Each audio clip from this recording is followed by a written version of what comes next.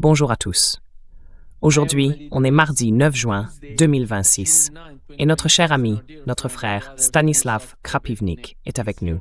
Krapivnik est là parmi nous. Bienvenue à nouveau Stas, toujours un plaisir. Je voudrais commencer, Stas. Aujourd'hui, j'ai parlé avec John Helmer ici et il m'a donné son point de vue sur la situation en Russie. Il dit que les gens, je ne sais pas si on peut dire la majorité des Russes, sont très frustrés par la façon dont la guerre se déroule.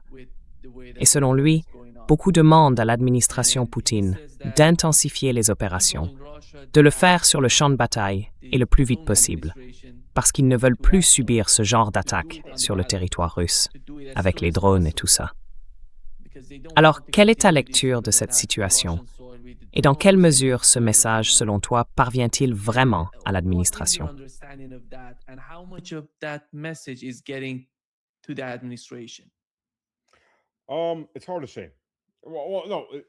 C'est difficile à dire.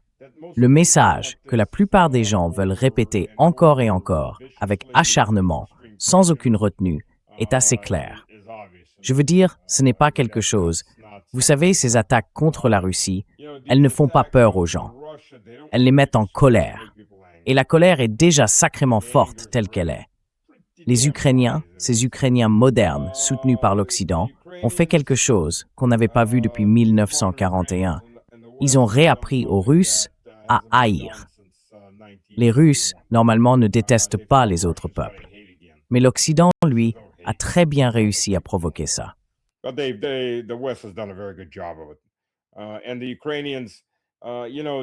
Et les Ukrainiens, vous savez, certains des gars d'Azov qui se sont rendus ont commencé à parler, à donner des témoignages. Et l'un d'eux, je me souviens, disait qu'on avait reçu l'ordre d'exécuter des prisonniers de guerre, de mutiler leurs corps et d'en faire des vidéos. Cet ordre venait de Kiev. Mais vous savez, Zelensky, d'ailleurs, Zelensky est peut-être encore citoyen russe. Je ne sais pas s'il a jamais rendu son passeport russe. Il est peut-être un traître, en plus de tout le reste. Mais Zelensky devrait savoir qui sont les Russes. Il a vécu assez longtemps parmi nous. Donc ça vient probablement d'Amérique ou de Grande-Bretagne, ce genre d'ordre. Mais c'était censé briser le moral des Russes. En réalité, c'est tout le contraire.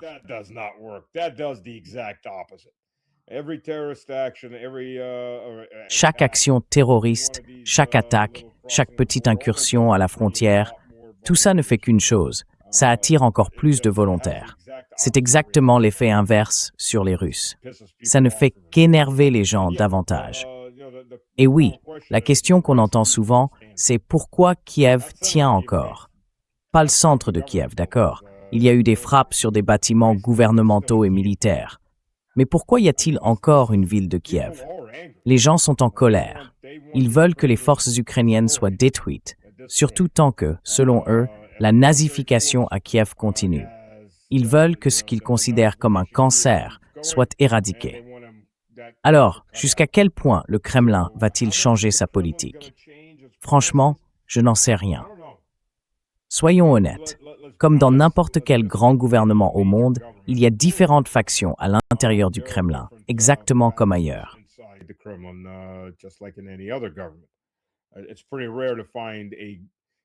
C'est assez rare de trouver un gouvernement au-dessus, disons, d'un petit chef de village, où il n'y a qu'une seule faction et où tout le monde avance dans la même direction. Il y a des factions dures qui disent qu'on aurait déjà dû réduire Paris et Londres en cendres, et on a déjà entendu certains d'entre eux. Évidemment, il y a des factions un peu moins radicales qui disent qu'on aurait déjà dû raser Kiev ou qu'on devrait en faire beaucoup plus sur le champ de bataille. Et puis, à l'autre extrême, il y a ceux qui disent « faisons un accord et revenons à la situation de 2012 ».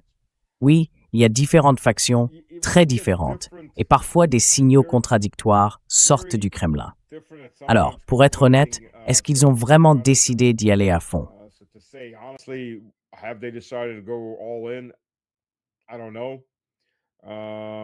Je ne sais pas.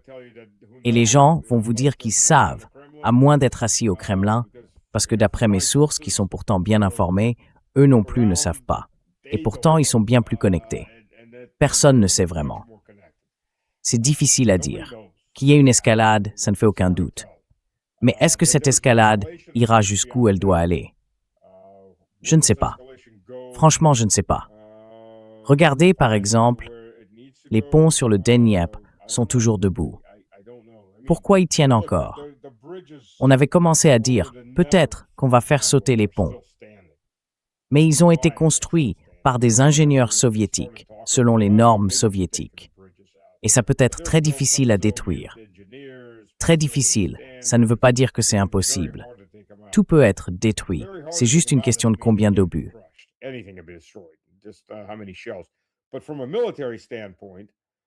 Mais d'un point de vue militaire, d'un point de vue professionnel, c'est la première chose qu'il faut neutraliser. Il faut couper la logistique.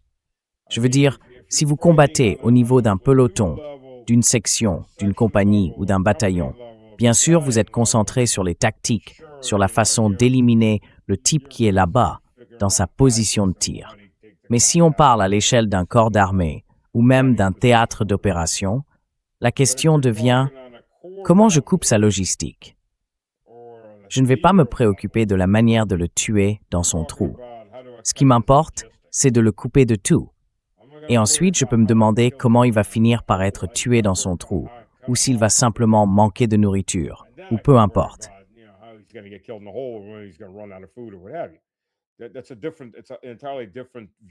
C'est une autre vision, complètement différente. Là, on regarde les choses d'en haut. Et c'est comme, tu vois, quand tu tues les gars en première ligne, mais qu'ils en font venir d'autres sans arrêt, ça ne sert à rien. Il faut tout couper pour qu'ils puissent plus rien faire entrer. Une armée, ça se nourrit, ça avance avec ce qu'elle mange. Si tu peux pas nourrir tes hommes, si tu peux pas les réarmer, tu peux avoir les meilleurs héros du monde. Ils finiront tous morts et ça n'aura servi à rien. Mais tu vois, on ne voit toujours pas ces ponts être frappés. Ils touchent les ponts au sud d'Odessa. Encore une fois, ils avaient déjà été endommagés, des ponts ferroviaires. J'imagine qu'ils ont été réparés. Pourquoi ils n'ont pas été complètement détruits? Je n'en sais rien. Il y a beaucoup de choses, d'un point de vue militaire, auxquelles je n'ai pas de réponse.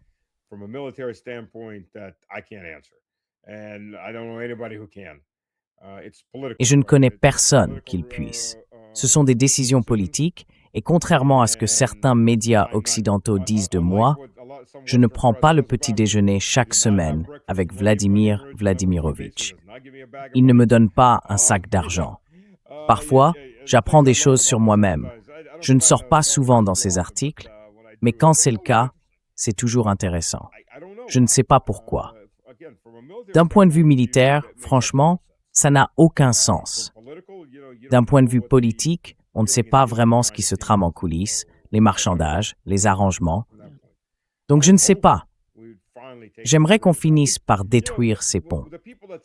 Vous savez, certaines personnes disent, et j'ai entendu ça aussi bien d'Occidentaux que de Russes, que ces ponts sont là pour que plus d'ennemis viennent à vous.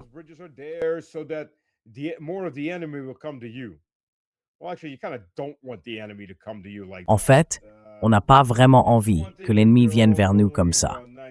C'est une chose s'ils tombent tous dans un joli piège. Mais là, c'est pas un piège. C'est une ligne de front, une ligne de contact qui fait plus de 1000 kilomètres. Donc on ne veut surtout pas qu'ils puissent faire venir du monde facilement. On ne veut pas non plus qu'ils puissent amener des chars ou du matériel supplémentaire. Franchement, on ne veut pas ça du tout. Ce qu'on veut, c'est que les forces déjà sur place soient coupées de tout et détruites. Ça sauverait des vies de notre côté. Et puis, autre chose, certains disent « Ah, ces ponts vont rester là. L'armée russe détruit ces ponts parce qu'elle veut les utiliser. » Eh bien, ce serait formidable si on avançait de 50 ou 100 km par jour, comme on le faisait avant l'époque des drones.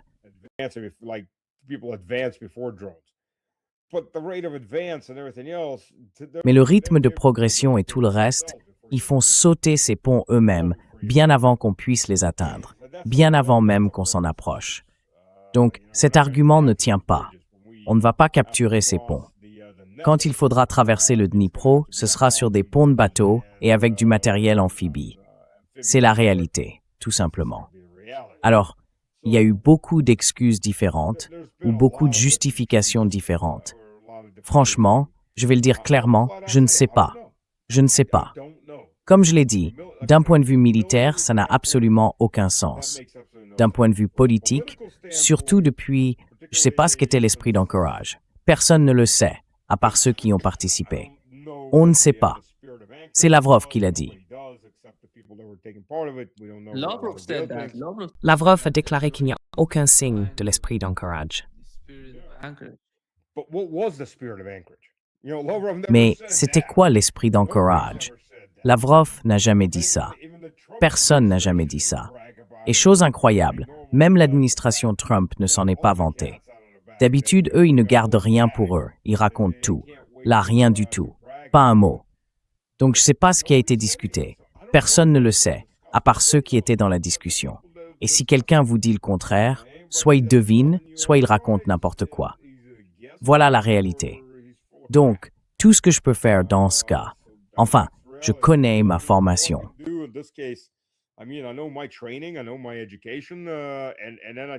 Je connais mon sujet, mon parcours, et ensuite j'observe. Parce que malheureusement, tu sais, je parle beaucoup. Et les gens devant, eux, ils savent pas. Personne ne sait. C'est au niveau politique, tout ça. Alors on va attendre et voir ce qui en sort. Personne ne veut d'accord. Je peux te dire une chose, dans l'armée russe, personne ne veut d'accord. Le seul accord qu'ils veulent, c'est la capitulation de Kiev, peut-être même de l'OTAN, mais sûrement pas autre chose. Ça, je peux le dire franchement. L'armée russe est dans un état d'esprit combatif, très en colère même. Voilà où on en est.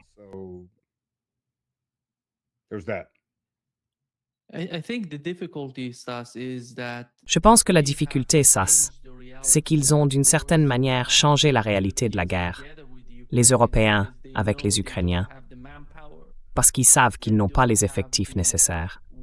Ils n'ont plus les armes qu'ils avaient au début du conflit. Tout est épuisé. Alors, ils se sont tournés vers ces drones et ils les utilisent pour faire pression sur la société russe, sur le peuple russe, et pour influencer la politique intérieure du pays. Je crois que c'est l'homme qui est Twenk Selmangshui que j'ai mentionné à John Helmer aujourd'hui.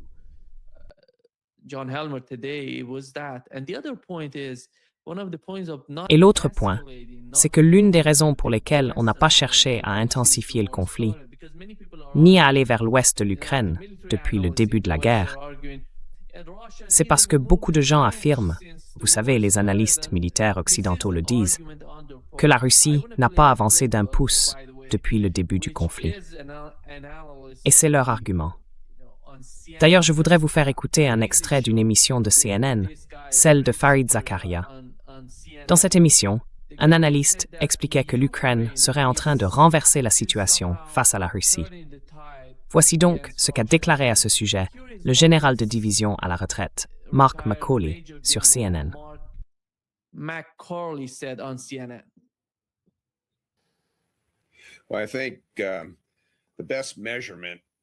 Eh bien, je pense que la meilleure mesure, c'est celle qu'on prend sur le terrain. Parce qu'au bout du compte, la guerre se mène depuis le sol. Ce que vous avez décrit ces 2 dernières minutes, c'est ce qu'on appelle une guerre à distance, où les deux camps, la Russie et l'Ukraine, tirent leurs arsenaux, envoient des salves de missiles balistiques et de drones au-delà des frontières. Mais quand on évalue ce qui s'est réellement passé, les Russes n'ont pas réussi à faire bouger la ligne de contact de manière significative depuis environ 6 mois. Et ça, c'est important. Ça montre à quel point c'est un défi majeur, mais aussi un succès pour les forces terrestres ukrainiennes. C'est pour ça que je pense qu'il est tout à fait légitime de dire que les Ukrainiens se débrouillent beaucoup mieux en 2024 que l'an dernier. Oui, vous avez entendu ce qu'il a dit, et de mon côté, j'ai toujours pas reçu la vidéo. Elle est encore en train de charger.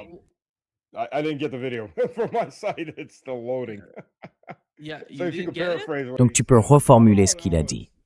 Non, j'ai le petit cercle qui tourne. Ça m'est déjà arrivé. J'étais avec Rick Sanchez, il passait un extrait, et j'ai dit, ouais, c'est bien ce qu'il a dit. Ouais.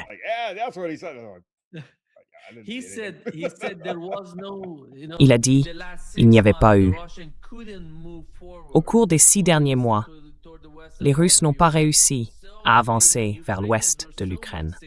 Donc les Ukrainiens ont été bien plus performants cette année, en 2024, mieux qu'en 2023, parce que les Russes ne progressent plus vers l'ouest du pays. C'est pour l'instant un signe de victoire pour l'Ukraine.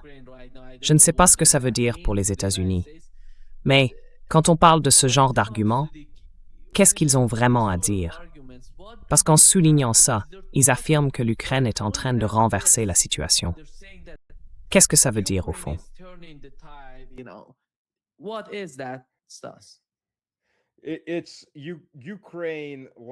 La semaine dernière, l'Ukraine disait « Vous savez, on va peut-être devoir se retirer de Marinka. Marinka, celle qui était encerclée et détruite il y a 6 mois. Ah, on va peut-être devoir se retirer de Marinka. C'est une réalité fabriquée. » Écoutez, peu importe, la plupart des Occidentaux ne sauraient même pas situer Marinka sur une carte, ni aucune de ces autres zones d'ailleurs. Le fait est, Constantine, qu'est-ce qu'ils ne disent pas? Ils vous racontent tout et n'importe quoi. Vous savez, l'économie russe s'effondre. La Crimée n'a plus d'essence ni de carburant. Bon, en réalité, ils en ont, mais en quantité limitée, parce qu'ils frappent les routes et qu'ils minent à distance les grands axes.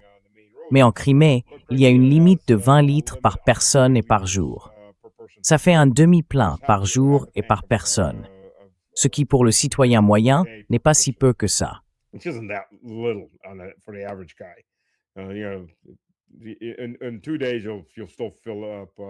Dans 2 jours, vous ferez toujours le plein, sauf si vous conduisez énormément. Mais le fait est que, oui, c'est une gêne, rien de plus. Ce dont on ne parle pas, pendant qu'on entend partout que Vladimir Vladimirovitch serait en train de mourir de 10 maladies différentes à la fois, ou qu'il aurait dépensé 58 milliards de dollars en traitement pour vivre éternellement, selon le même Telegraph d'ailleurs. Ce dont on ne parle pas, c'est que Konstantinovka est sur le point de tomber. Environ 80% de la ville sont déjà aux mains des Russes.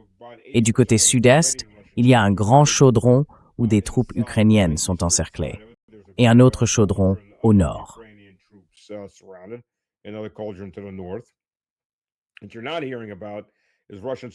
Ce dont on ne parle pas, c'est que les soldats russes se trouvent à environ 5 ou 6 kilomètres du côté est de Drushkivka, de Kramatorsk et de Sloviansk. Autrement dit, ils s'en approchent. Ce dont on ne parle pas non plus, c'est qu'à Zaporijia, la ville d'Orikiv est déjà sous encerclement tactique. Les soldats russes, à l'est et à l'ouest, sont à environ 6 ou 7 kilomètres, et Malotokmashka est en train d'être investi par les troupes russes. Orikiv, c'est la dernière grande ville fortifiée au sud de Zaporijia. Tout ça, on n'en parle pas. On ne parle pas non plus du fait que la grande contre-offensive ukrainienne dans la partie ouest du centre de la région de Zaporijia s'est complètement arrêtée et qu'elle est maintenant repoussée.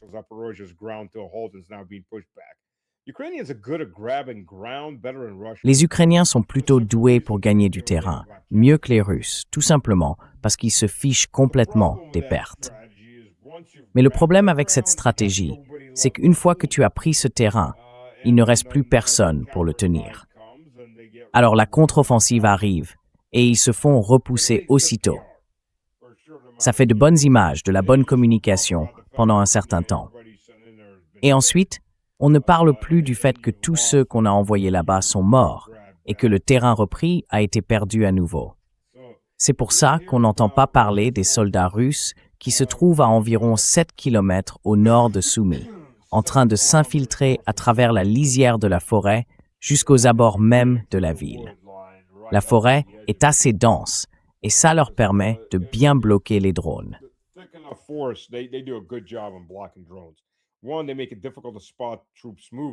D'abord, ça rend plus difficile de repérer les troupes qui se déplacent dans la forêt.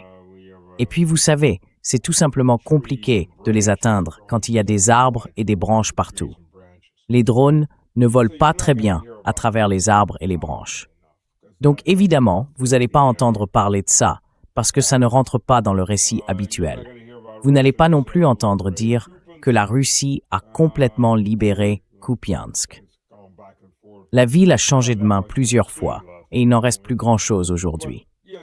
Mais bon, ce n'est pas ce dont on va vous parler. Surtout pas sur CNN ou Fox.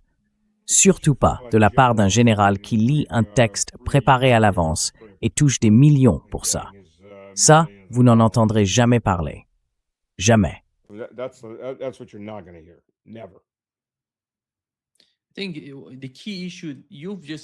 Je pense que la question essentielle que vous venez de mentionner, la vraie question pour l'administration, pour les décideurs politiques en Russie, c'est de savoir, s'ils essaient d'escalader, quel serait le taux de perte du côté russe.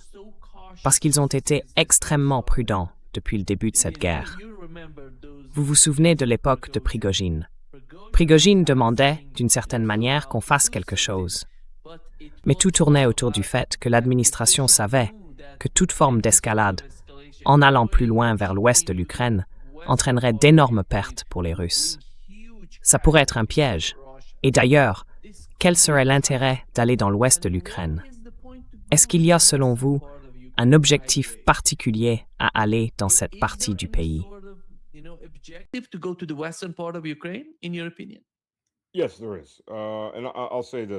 Oui, c'est vrai. Et je vais vous dire une chose. D'abord, Prigojine, il faut bien comprendre qui est Prigojine, ce traître. Prigojine, vous savez, il recrutait dans les prisons. On lui a interdit de recruter dans les prisons.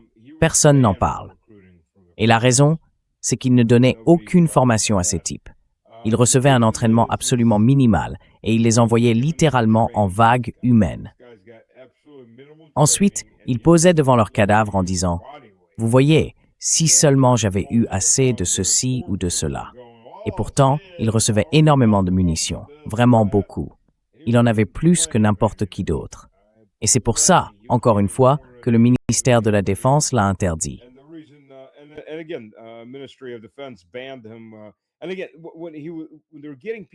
Encore une fois, quand ils vont chercher des gens dans les prisons, ils ne prennent pas des tueurs en série ou des violeurs.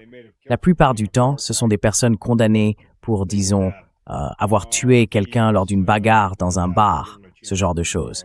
Des voleurs, des types comme ça. On leur donne une chance de rembourser leurs dettes envers la société. Mais oui, il a subi 18 000 pertes, et c'était énorme, compte tenu de tout le reste. Il a avancé, oui, plus vite que l'armée russe, mais avec des pertes énormes en comparaison. C'est à ce moment-là que l'armée et le gouvernement ont dit « Non, ça suffit. Vous n'avez plus le droit de recruter dans les prisons, parce que vous sacrifiez simplement des gens. » Et puis, il y avait beaucoup d'autres problèmes aussi. Le principal gagne-pain de Prigojine, c'était de fournir des provisions à l'armée, de la nourriture. Et je pense qu'ils essayent encore de comprendre où est passé tout cet argent, parce qu'il en détournait pas mal. Voilà. C'est pour ça que tout le reste avance plus lentement. Ils économisent leurs effectifs. Cela dit, les Ukrainiens sont vraiment en difficulté sur ce point. La Russie a environ 350 000 soldats en réserve. Les bataillons tournent. Ils passent quelques mois sur le front à combattre, puis ils sont retirés, réorganisés, et le bataillon suivant prend la relève. Et tous acquièrent de l'expérience au combat, ce qui est bien plus que ce qu'on peut dire des Européens, pour des raisons évidentes.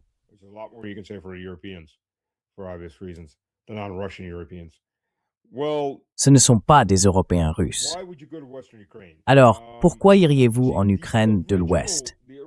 Vous voyez, à l'origine, le concept que les Américains et les Britanniques avaient pour l'Ukraine, c'était que la Russie fonce, prenne tout, et qu'ensuite, on lance une guerre de guérilla sur plusieurs générations pour vider la Russie de sa force. Sauf que ça ne s'est pas vraiment passé comme prévu. Et avec cette guerre d'usure, la plupart des gens qu'on aurait pu recruter pour faire cette guérilla, cette guerre de partisans, ils sont morts. Ils sont morts. La plupart de ceux qui sont partis se battre. Dans quelles conditions, je ne vais pas le dire. Mais quand les combats prendront vraiment fin, la plupart de ces hommes ne deviendront pas des partisans. Ils seront juste heureux d'être encore en vie et d'avoir encore tous leurs membres.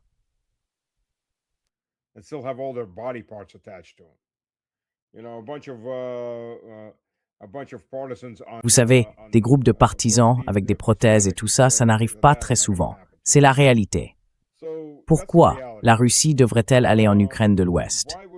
Désolé, j'ai encore un petit rhume. Ils préfèrent ne pas avoir à le faire. Nous, on préfère que les Polonais aillent en Ukraine de l'Ouest, que les Hongrois y aillent, les Roumains, les Moldaves, les Slovaques. Allez, reprenez vos terres. Allez-y, vraiment.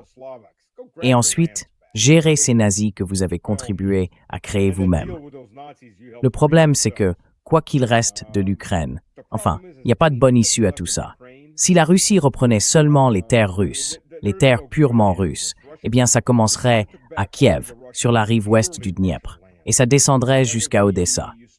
Cet arc-là, cette partie centrale et orientale de l'Ukraine, tout ça, c'est russe.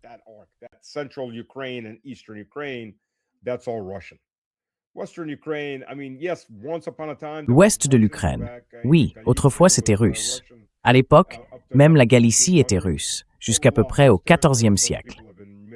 Mais on a perdu ces territoires, et ces populations se sont mélangées puis remélangées avec d'autres nations. Donc très bien qu'ils les gardent. Le problème, c'est qu'ils sont pleins de nazis. Ils le sont encore. Et s'il existe là-bas une soi-disant Ukraine indépendante, tout ce que ce sera, c'est un foyer de terroristes soutenus par l'Occident, et une source d'ennui sans fin. Officiellement, on n'est plus en guerre avec eux, donc ce serait la seule raison d'entrer en Ukraine occidentale. La Russie n'est pas vraiment enthousiaste à cette idée, mais c'est ce que veut l'Occident pour que les Ukrainiens continuent de saigner pour lui pendant des générations. Comme je l'ai déjà dit, on préférerait que les Polonais reprennent ces terres, et les Hongrois aussi. Qu'ils les prennent, sans hésiter.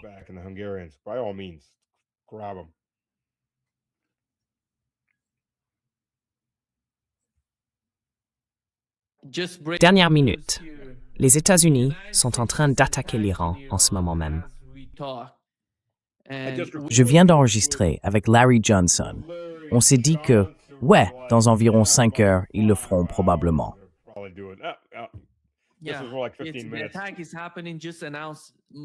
L'attaque est en cours. Elle vient tout juste d'être annoncée.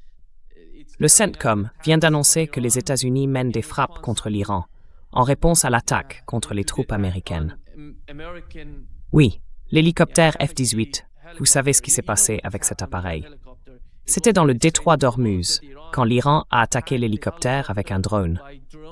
CNN a confirmé qu'il s'agissait d'un drone Shahed 136 qui a touché l'hélicoptère. Les pilotes sont vivants, ils sont en sécurité, comme l'a indiqué Donald Trump. Et il a ajouté que l'attaque allait avoir lieu et qu'elle est en train de se produire pendant qu'on parle.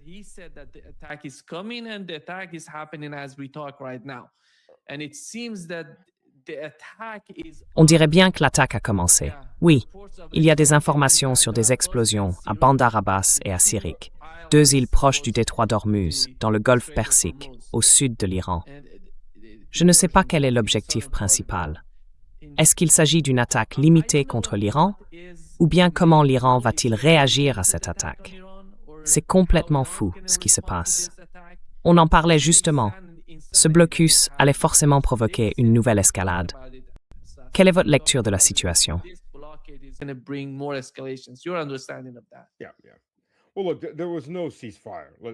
Ouais. Bon, écoutez, il n'y a jamais eu de cessez-le-feu. Faut oublier cette idée. On est juste passé d'un conflit à haute intensité à un conflit à basse intensité, mais il n'y a pas eu de vrai cessez-le-feu. Ensuite, comme je le disais à Larry, la vidéo sortira un peu plus tard, peut-être demain matin, je la mettrai en ligne. Mais pendant qu'on parlait, je lui expliquais que j'avais été affecté à un bataillon d'attaque Apache quand j'étais dans la garde, à l'époque où j'étais encore à l'université, la première fois. C'est du n'importe quoi. Franchement, je vous le dis clairement, c'est du n'importe quoi. Trump, c'est la 6e fois que Trump se retire, qu'il appuie sur la gâchette, qu'il s'éloigne d'un accord de paix avec l'Iran. 6e fois. En commençant, vous savez, l'été dernier, quand les Israéliens ont fait leur petit numéro, y compris le 28 février.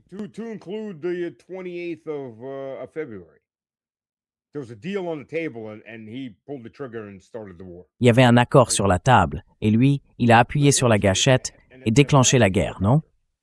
Laissez-moi vous montrer un hélicoptère Apache. Si le moteur principal tombe en panne sur un Apache, devinez comment il atterrit? Comme une brique qu'on lâche.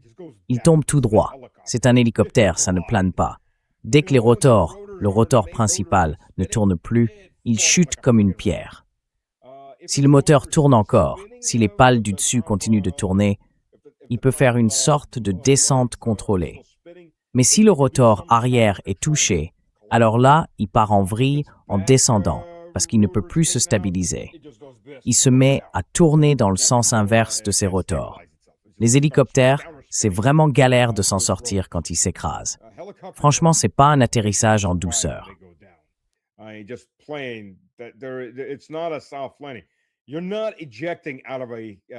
On ne s'éjecte pas d'un Apache. Pourquoi? Parce que tu passerais directement à travers les rotors.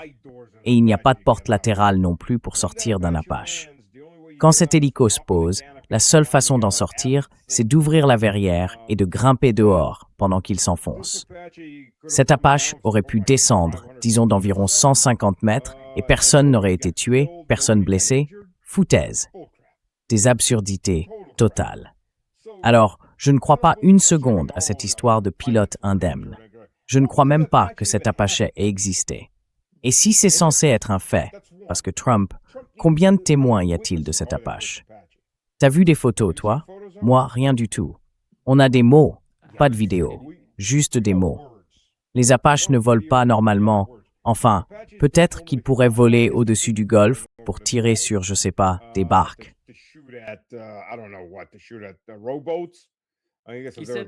Il a dit qu'il patrouillait dans le détroit d'Ormuz. Je ne sais pas ce qu'il faisait là, parce que le détroit d'Ormuz ne fait pas partie des eaux internationales. Exactement.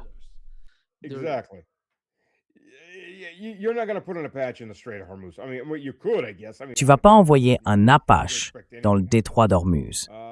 Enfin, tu pourrais, j'imagine. Avec Trump, on peut s'attendre à tout, franchement. Et certains généraux ou amiraux qui traînent encore autour de lui, ce sont des gens qui disent oui à tout. Mais pourquoi diable tu mettrais un Apache dans le détroit d'Ormuz? C'est au-delà de stupide. Ensuite, touché par un drone, il pourrait très bien être touché par un Igla 2. Un Igla 2 a déjà atteint un avion ravitailleur américain. Il est tombé en morceaux au-dessus de l'Irak. Un Igla 2, en gros, c'est une version améliorée d'un missile tiré depuis l'épaule, un Manpads. Un missile Stinger, voilà le mot que je cherchais. Donc ça peut monter assez haut. C'est ce qu'on utilise d'habitude pour abattre des avions, pas des drones.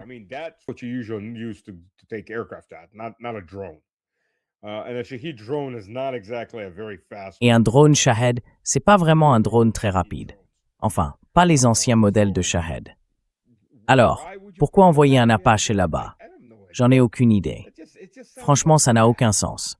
On dirait juste qu'ils voulaient sortir un Apache. Normalement, tu sais, les Apaches en combat, ils sont utilisés d'une certaine façon. En combat terrestre, leur rôle, c'est celui d'une plateforme de tir de précision. Surtout quand ils ont le radar monté au-dessus du rotor principal. Donc, ce qu'ils font, c'est qu'ils font voler les Apaches jusqu'à une position où ils peuvent se cacher derrière au moins un, idéalement deux reliefs, des collines, des forêts. Ils restent en vol stationnaire, le radar dépasse au-dessus, et ils attendent là, immobiles, en observation.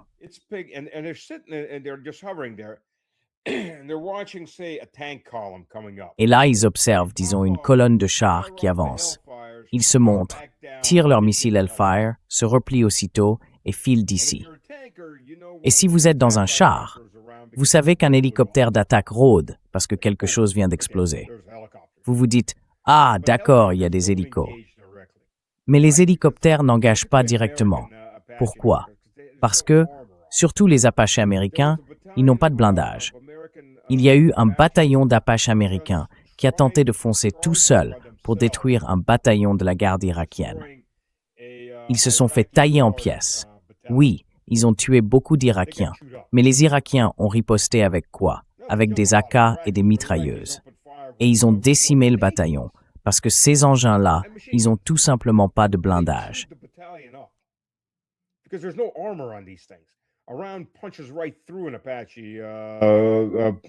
Well, I can't call it plate. It's the skin on the helicopter. So you normally wouldn't put one out there. But it makes a good excuse if you want to get out of having to sign something. I mean, Trump was just talking. First of all, of course, some of the conditions Trump was saying is like Iran agreeing. If the conditions he said Iran agreed to would be like Iran agreeing to be gang raped. We're gonna give up. On va arrêter l'enrichissement d'uranium pendant 15 ans, on va fermer tous nos sites nucléaires, on va accepter des inspections surprises, on va abandonner notre uranium hautement enrichi. C'est du n'importe quoi. Désolé, mais là, ça va trop loin. Il sait très bien qu'il n'obtiendra jamais ça. Bien sûr qu'il ne va pas l'obtenir. Il en parle. Je ne sais même pas si c'était vraiment ça, l'offre. Avec Trump, on ne sait jamais ce qui est vrai et ce que son esprit dérangé vient d'inventer. T'as déjà connu un menteur pathologique? T'en as déjà côtoyé un? You ever been around one? No, I've never been. Well, I have. When I was enlisted in that Apache unit. Eh bien, oui, ça m'est arrivé. Quand j'étais engagé dans cette unité Apache, mon sergent d'équipe, mon sergent-chef, un grade E5, était un menteur pathologique. Le problème avec les menteurs pathologiques, c'est qu'ils réussissent toujours les tests au détecteur de mensonges. Parce qu'un détecteur de mensonges, en réalité, ne détecte pas le mensonge. Il mesure des réactions physiques, les nerfs, la transpiration, le pouls. Et il les repère, parce qu'en général, les gens deviennent nerveux quand ils mentent. Tu sais pourquoi on ne peut pas coincer un menteur pathologique? Parce qu'il croit à ses propres bêtises. Il y croit vraiment, à fond. Peu importe à quel point ce qu'il dit est stupide ou absurde, il y croit totalement. Ce type-là, tu vois, il mesurait peut-être 155-160 cm. Pour le public américain, ça fait environ 1,65 m.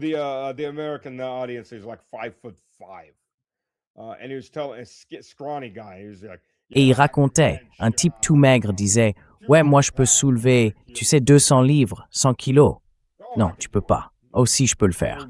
Non, tu peux pas. Et il essaie, évidemment il n'y arrive pas, parce qu'il est tout maigre. Non? Et là il dit « Ah, c'est poisson faux » ou un truc du genre. Ils commencent à se trouver des excuses, parce qu'ils peuvent pas. C'est pas qu'ils refusent d'admettre qu'ils ont menti. C'est qu'ils croient vraiment à leurs mensonges. Donc tu vois, avec Trump, on ne sait jamais ce qu'il dit vraiment. Je pense qu'il a au moins un peu de... Ce n'est pas juste du narcissisme. Je crois qu'il y a aussi du mensonge pathologique là-dedans. Alors, encore une fois, tout ce qu'il dit, faut pas le prendre avec un grain de sel, mais avec tout un bloc de sel. C'est Trump. Dieu seul sait quelle est la vérité à ce stade.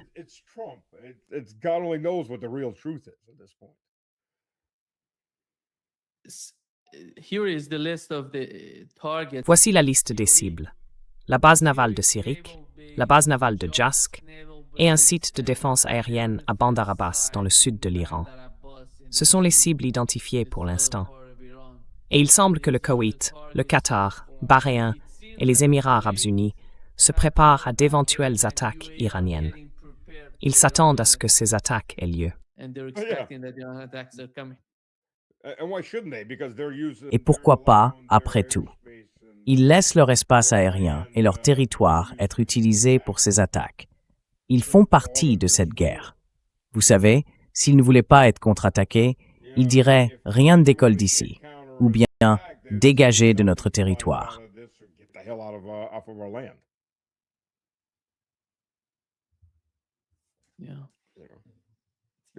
Ils méritent ce qui leur arrive. Ils font partie de ce conflit.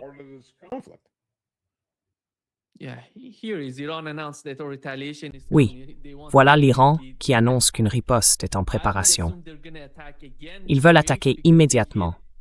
Je suppose qu'ils vont frapper à nouveau, peut-être au Koweït, parce qu'ils ont déjà visé certaines cibles. Lors des récents tirs de missiles vers Israël, ils ont touché des bases israéliennes. Et aujourd'hui, on a vu certaines de ces bases qui ont été atteintes par des missiles iraniens. Je pense que la guerre revient, d'une certaine manière. Je ne sais pas jusqu'où ça ira, mais la situation est vraiment, très tendue. Il n'y a pas de négociation. Rien du tout. Et puis, Donald Trump qui ressort, tu vois, J.D. Vance est apparu hier. Et aujourd'hui, on a appris qu'il a donné 2 interviews, l'une après l'autre. Il a dit qu'on allait avoir une sorte d'accord dans 2 jours, peut-être cette semaine. Et tout ça, c'est pour le marché. Je pense que rien d'autre ne compte pour cette administration. Ils veulent juste manipuler le marché. Ils disent que Donald Trump aurait dit à Benjamin, « Je sais ceci, je sais cela. » Donald Trump said to Benjamin Netanyahu this and that. Yep. Look, I mean, why would you say Oui, that? écoute, Just je veux because dire, Trump has pourquoi had tu dirais ça? 3,000 stock, Juste parce que Trump a eu 3000 mouvements boursiers qui lui ont rapporté 4 milliards de dollars sur l'année et demie passée. Why would you make those kinds of Franchement, accusations? pourquoi faire ce genre d'accusation? Conspiracy theorist. Nima, t'es une complotiste. Mais Trump, lui, il a bien été condamné à une amende. 200 dollars, c'est comme un pourboire. Tiens, voilà, laisse-moi tranquille. Va t'acheter un truc qui brille. Ouais. Oh, there you go. Leave me alone. Go buy yourself a shiny something. You know what's amazing? Vous savez, ce qui est incroyable, s'ils attaquent Israël, s'ils frappent l'aéroport Ben Gurion, il y a beaucoup de choses là-bas qui peuvent être touchées.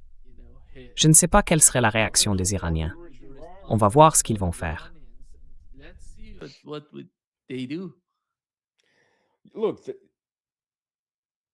Écoutez, ils essaient de garder ça limité. L'Iran va riposter, et fort. Ils vont devoir eux-mêmes monter d'un cran. Et les États-Unis vont manquer de munitions à distance dans environ 2 semaines. C'est bien ça? Et après? On envoie des bombardiers au-dessus de la majeure partie de l'Iran pour larguer une bombe sur Téhéran. Vous savez combien de chasseurs bombardiers vous allez perdre en route? Ouais. Donc, Yeah. So, Because Leave it to Trump they to were do the hoping, stupid by the Parce way, qu'ils espéraient, d'ailleurs, Stas, qu'avec l'attaque israélienne contre l'Iran, les avions de chasse israéliens ne pourraient pas s'approcher des frontières iraniennes, frapper leurs cibles et revenir sans ravitailler en vol. refueling those. Yep.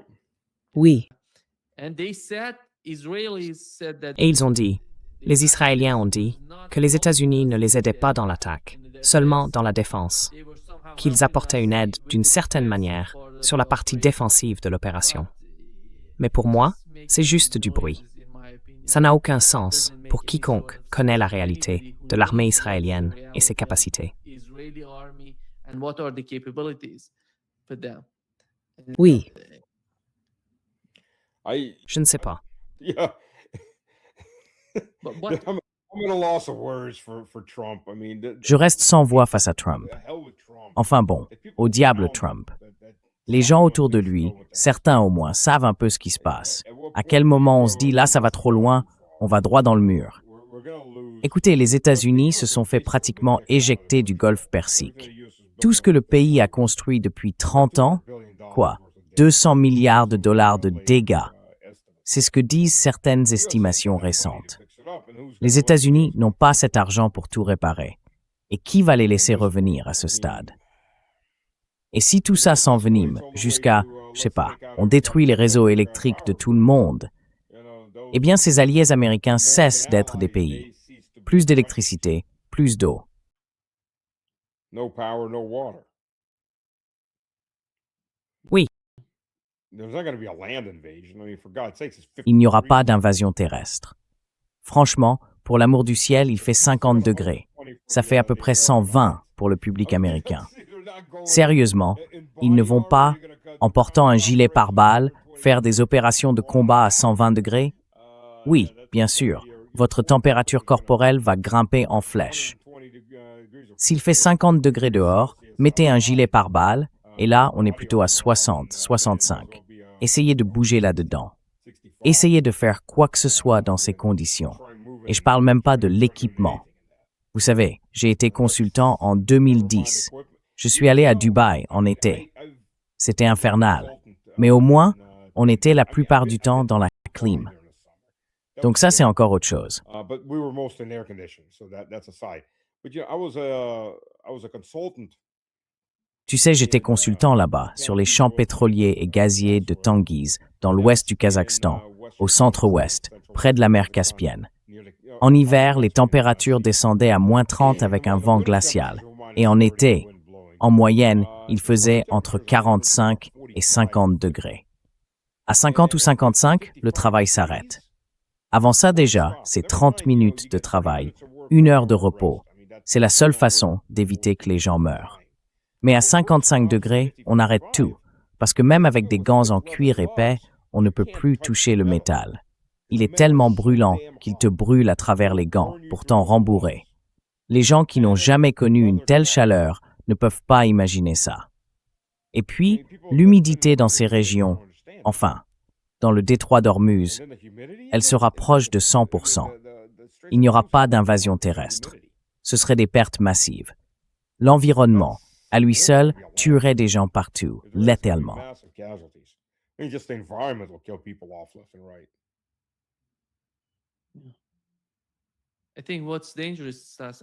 Je pense que ce qui est dangereux pour nous, à ce stade, c'est qu'il n'y a pratiquement aucune cible dans les pays du Golfe. Du coup, ils vont devoir aller au-delà de ça. Il y aura sans doute des cibles en Israël. Peut-être qu'ils vont attaquer, je ne sais pas, les porte-avions ou les destroyers. Attendez une seconde. Les porte-avions vont se retrouver à 1000 km d'ici, à tourner en rond dans l'océan Indien, encore une fois. Sauf que cette fois, il n'y en aura pas un ici et un là-bas. Aucun d'entre eux ne va aucun essaim. Oui. Non, ça ne sert à rien. Ils ne peuvent rien faire. Dès qu'on les approche du combat, ils se font couler ou endommager de toute façon. Alors, t'as vu les vidéos du Ford pendant cet incendie? Non. Ah oui, il y a eu des vidéos qui ont fuité depuis l'intérieur du Ford. Ah, c'est aussi de ça que je parlais, hein? C'était quoi la raison de l'explosion? Ah, la version officielle, c'est toujours qu'il s'agissait d'un incendie de blanchisserie. Mais franchement, ça ne ressemble pas du tout à un feu de laverie. Je suis presque sûr qu'ils ont été frappés. J'ai vu les photos. J'ai pas vu la vidéo d'ailleurs. J'ai vu les photos et c'était immense. Je ne sais pas quel genre d'incendie c'était. C'était juste énorme. Eh bien, il faut se dire qu'un porte-avions, ça a plusieurs milliers de compartiments étanches, des sections séparées. C'est ça qui les empêche de couler, non? Donc, s'il y a un incendie dans la buanderie ou un feu dans une zone, on peut les isoler. En théorie, on ferme tout et on prive le feu d'oxygène. Mais là, 30 heures de combat contre les flammes, c'est énorme, vu les vidéos. Donc oui, pour moi, ils ont été touchés. Je ne sais pas s'ils vont l'admettre, mais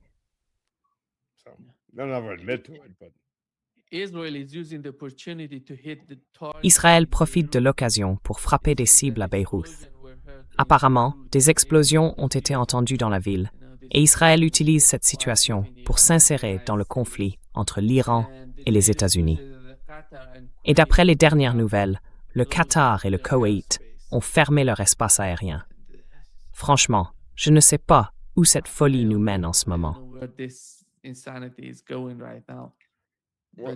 eh bien, si ça continue, comme je l'ai dit, les États-Unis vont manquer assez vite de munitions à distance. Et après, on fait quoi? Je pense qu'ils doivent continuer, parce qu'il faut bien trouver une solution à ce problème. On ne peut pas les laisser te harceler encore et encore, ni te frapper sans réagir. C'est une recette pour le désastre. Mais avez-vous remarqué que la position de l'Iran a changé? Oui, L'Iran est beaucoup plus affirmé aujourd'hui. Il n'est plus en mode survie. C'est plutôt du genre, voyons qu'est-ce qu'on veut maintenant. C'est ça, la posture de l'Iran. Et ça montre que peu importe ce qu'on leur oppose, ils se sentent capables de gérer. Ils n'ont plus cette nervosité qu'ils avaient au tout début de tout ça. non, ils ne l'ont pas. Ils ne l'ont pas. Et la société, d'une certaine façon, bouge. Elle met la pression sur le gouvernement. Il faut se battre. Il faut aller les chercher. Ne pas les laisser s'en tirer après ce qu'ils ont fait contre l'Iran. Alors, la société russe, Ça me fait penser à la Russie et aux sanctions. Parce que quand la menace de sanctions planait au-dessus de la tête de la Russie, je parle des grosses sanctions, celles qui sont arrivées en 2022, bien préparées, les gens avaient peur. Ils se disaient « Waouh, qu'est-ce qui va se passer? Est-ce que la société va s'effondrer ?» Tu n'as aucune idée de ce que ces décisions pourraient entraîner.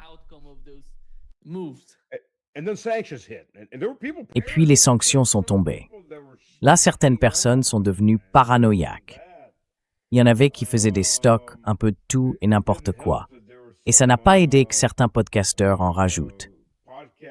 L'un d'eux a même été filmé par une caméra de sécurité. On le voit vider tout un rayon pour un seul produit. C'était... Les rayons sont complètement vides. Oh mon Dieu. Il s'est fait arrêter pour ça. Il y a une caméra juste derrière lui qu'il filme pendant qu'il fait tout ça. Franchement, à quel point faut-il être idiot? Attends, tiens ma bière, je vais te montrer à quel point je peux l'être. Mais au bout de 2-3 mois, les gens se disent « Sérieusement, c'est tout ?» Et tu vois, personne n'a peur des sanctions. Tout le monde s'en fiche. Personne ne fait attention au nombre de paquets de sanctions. Oui, le Russe moyen, tu lui demandes combien de paquets de sanctions l'Union européenne t'a imposé. Il te répond « J'en sais rien, je m'en fiche ». C'est pareil avec l'Iran. Bon, là c'est un peu plus dangereux, évidemment, avec des explosions. Mais j'ai l'impression que c'est la même chose avec l'Iran. Ils sont là? Ouais, ok.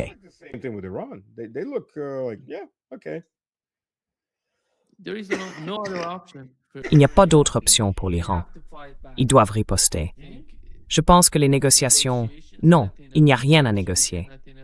L'administration Trump est tout simplement incapable de parler. Ils ont peur de parler. C'est pour ça qu'ils envoient des messages à l'Iran.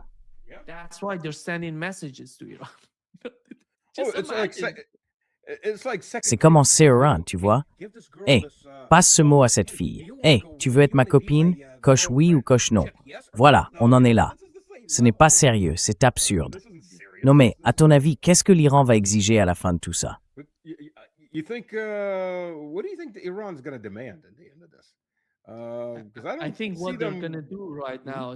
Je pense que ce qu'ils vont faire maintenant, c'est qu'ils ont changé de politique.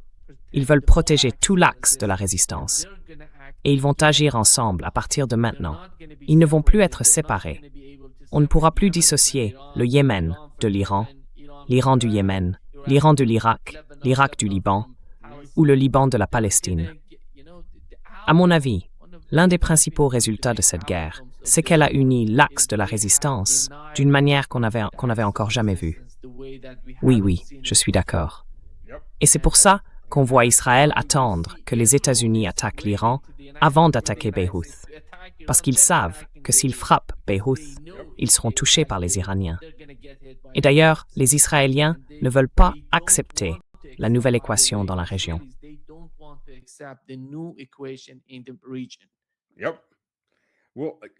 Oui. Eh bien, j'espère vraiment, parce que les milices de la résistance irakienne ont prévenu Al-Jolani, recule, où on va transformer la Syrie en champ de bataille. J'espère vraiment, mais alors vraiment, qu'une fois tout ça terminé, il y aura une contre-invasion de la Syrie. Désolé de vous interrompre. On vient d'apprendre qu'il n'y a pas eu d'explosion à Beyrouth. C'était autre chose, je ne sais pas trop quoi, mais il est précisé qu'il n'y a pas eu de bombardement de Beyrouth. Vous pouvez continuer.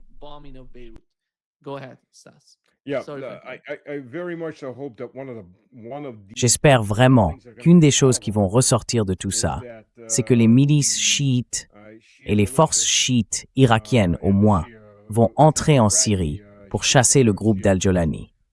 Il y a encore les Alaouites qui se battent. Il y a encore les chrétiens qui se battent.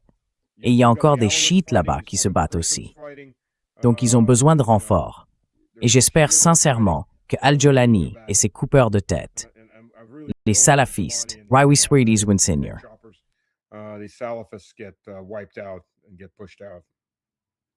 Oui, J'espère que ça fera partie de l'action qui va suivre. Oui, voici Fox News citant un responsable américain. Les frappes aériennes contre l'Iran se poursuivent, visant les défenses aériennes et les installations radars du pays. La plupart de ces radars et de ces systèmes de défense sont mobiles. Ils peuvent se déplacer. Alors, comment vont-ils réussir à les atteindre? Voyons ça. Are they going to be able to get them? Let's see. Well, with translation, what they're doing. Eh bien, vous savez, d'après ce qu'on peut comprendre, ce qu'ils font, c'est probablement faire exploser certaines des entrées de ces villes souterraines, là où les systèmes antiaériens sortaient, tiraient, puis retournaient sous terre. Ils visent sans doute à nouveau ces tunnels, les entrées en particulier. Il y en a plusieurs. Je doute qu'ils en aient détruit une grande partie. Et, en général, on ne les utilise pas toutes en même temps. On les fait tourner pour que l'ennemi ne sache jamais d'où ça va venir. Donc, plus probablement, ils reviennent simplement sur les cibles qu'ils avaient déjà frappées. Elles ont été réparées entre-temps. Et ce n'est pas si facile à repérer, à moins qu'ils ne fassent eux-mêmes de la publicité, du genre « me voilà ». Vous voyez? C'est pas comme si c'était à découvert, avec un grand panneau « Entrez ici ». Donc, oui, il est plus probable qu'ils frappent à nouveau les mêmes endroits. Et au passage, ils ne s'approchent pas des frontières iraniennes. And they don't get close to the Iranian borders, by the way. Frappez loin des frontières iraniennes et visez les cibles. Essayez vraiment de toucher les cibles. And you can do that with tomahawks. Et ça, on peut le faire avec des Tomahawks, parce qu'ils ont la portée nécessaire. Le problème avec les missiles air-sol, tirés depuis les chasseurs bombardiers, c'est qu'ils ont une portée d'environ 2 à 250 km. Certains vont un peu plus loin. Mais enfin, l'Iran, c'est un sacré grand pays. Et Téhéran, c'est carrément de l'autre côté du territoire. C'est une sacrée distance à parcourir, surtout si on ne peut pas survoler la Turquie. Ils tirent depuis cette zone-là ou depuis l'Azerbaïdjan. Donc, si on vient du sud ou du sud-est, les Irakiens vont tirer sur tout ce qui passe au-dessus. L'Irak n'est plus un couloir aérien sûr. Oui, du coup, ils ne peuvent pas faire beaucoup de dégâts, juste des dégâts périphériques.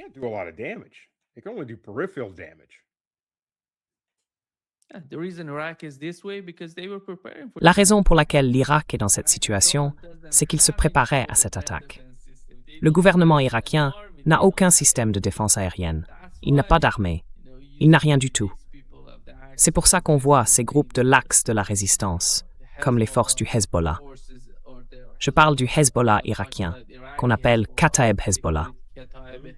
Je pense que l'un des principaux objectifs pour les Iraniens serait de fournir un système de défense aérienne au gouvernement irakien. Ils en ont besoin. Ils ont besoin de ça pour protéger leur espace aérien, parce que ça fait partie de la sécurité iranienne. C'est aussi une question de sécurité régionale.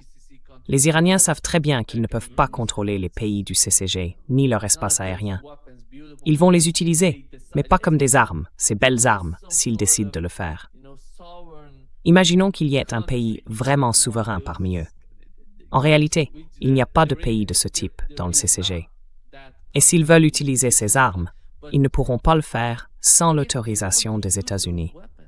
C'est bien là le problème, s'ils décident de passer à l'action.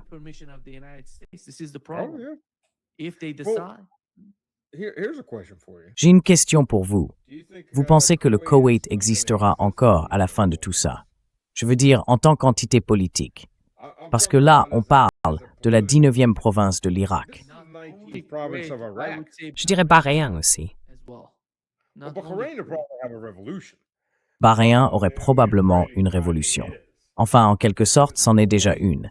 Mais le Koweït faisait autrefois partie de l'Irak, jusqu'à ce que les Britanniques tracent une jolie nouvelle frontière et disent « Voilà, maintenant c'est le Koweït ». Vous voyez, je pense que l'Irak pourrait bien vouloir le reprendre. C'est possible, oui. Et qui va l'en empêcher cette fois? Personne. Personne. On est en 1991. Personne. Il pourrait enfin se venger. 1991, nobody. This is, they might finally take revenge. 30 ans plus tard, ou enfin 35 ans plus tard. Oui, voilà. So, yeah.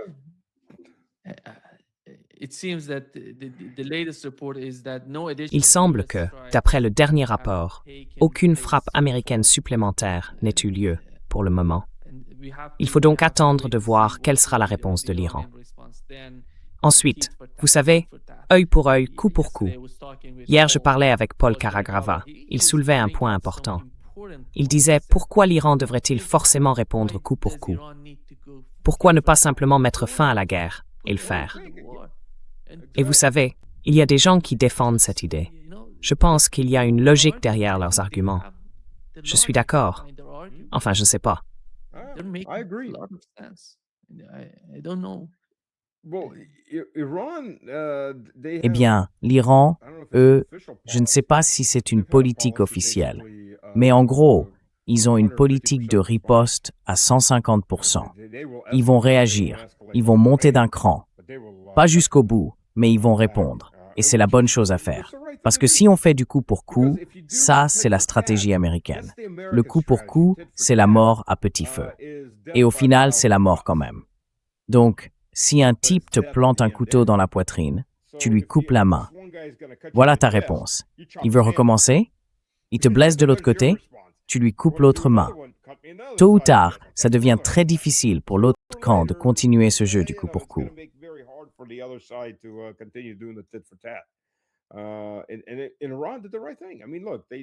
Et l'Iran a fait ce qu'il fallait. Enfin, regardez, ils avaient dit qu'ils allaient frapper ces bases. Ils avaient dit qu'ils allaient fermer le détroit d'Ormuz. Le problème, c'est que l'Occident est tellement habitué à mentir sur tout. Quand on lui dit la vérité, il ne la reconnaît même pas. Il ne saurait pas reconnaître la vérité, même si elle lui sautait au visage en dansant dessus. Ils sont incapables de comprendre la vérité. Quand on vénère le maître du mensonge, on s'attend à ce que tout le monde mente aussi bien. Et quand quelqu'un vous dit la vérité en face, vous vous dites non, c'est pas possible. Personne ne dit la vérité. Eh bien, en fait, si. Voilà.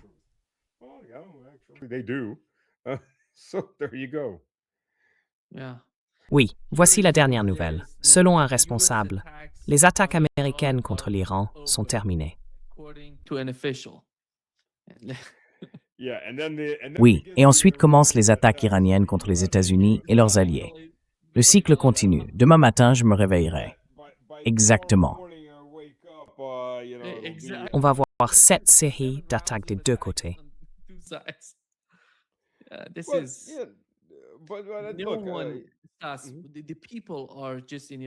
Les gens en ont tout simplement assez de ces attaques. Ils veulent mettre fin à cette guerre, une bonne fois pour toutes. S'il faut qu'ils se cachent sous terre, qu'ils se battent sous terre, qu'ils montent dans les airs pour frapper des cibles en Israël, peu importe ce qu'il faut faire, ils sont prêts à le faire. Et le gouvernement le sait.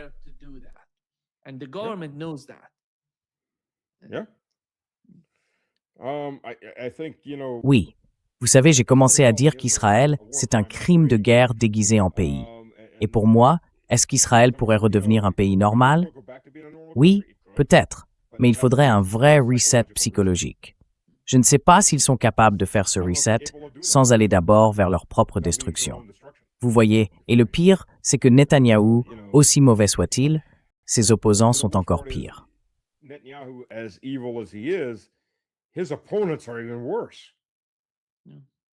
Exactement. Il n'y a plus de raison. Je veux dire, les gens censés en Israël n'ont aucune voix au gouvernement. C'est juste une suite de psychopathes. Et malheureusement, Trump est complètement entre leurs mains. Ils le tiennent. Qu'est-ce qu'on peut faire?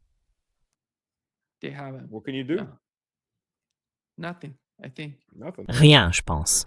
Rien du tout. Toute l'administration est sous la coupe des sionistes. Les sionistes, aux États-Unis et en dehors des États-Unis, la dirigent en fait. Enfin, toute cette structure est dirigée par Benjamin.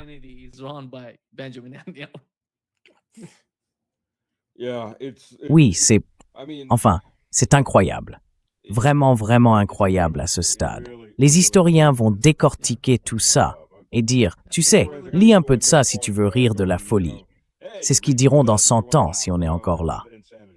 Oui, Ce qui se passe en ce moment fait presque paraître le déraillement qui a mené à la Première Guerre mondiale comme quelque chose de rationnel. Train wreck that led to World War I look rational.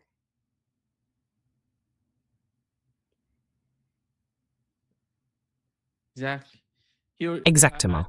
Je regarde les images qui montrent des drones iraniens se diriger vers certaines cibles, peut-être vers Israël, mais ils passent au-dessus de l'Irak. L'Irak.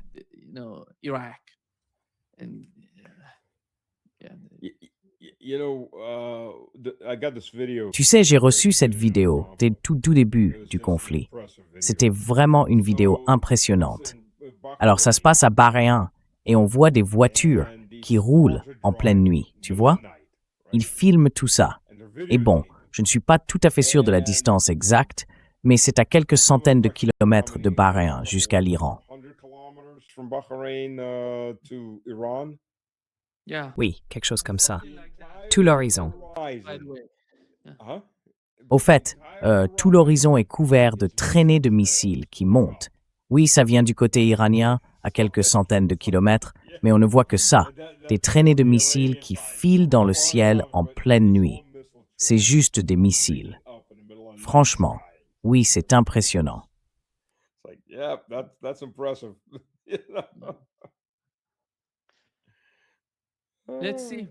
Voyons quelle sera la réaction de l'Iran. Je pense qu'ils vont la prendre à leurs dépens. Mais attendons de voir ce que ce sera. Merci. Merci, monsieur.